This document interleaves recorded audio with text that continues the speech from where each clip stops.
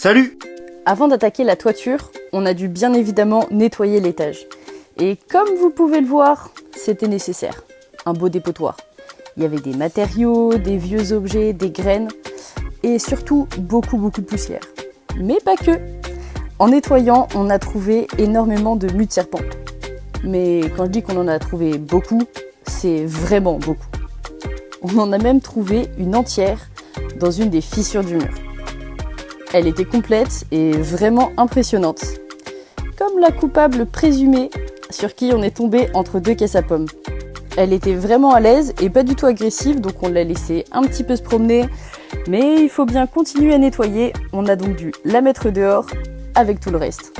Après avoir vidé la première pièce, avec les sœurs de Lilian, on s'attaque à la deuxième, dans laquelle il y avait pas mal d'objets en fonte qu'on descend à l'aide d'une corde au bout d'une échelle pour ne pas rayer notre belle façade en tuffeau.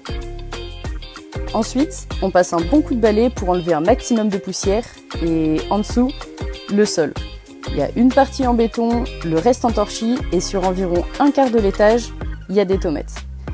On savait pas encore où les utiliser, mais on savait que dans tous les cas, il fallait les enlever. Donc on s'en occupe avant de les stocker bien à l'abri. Depuis, on a trouvé où les utiliser. Abonne-toi pour voir ça.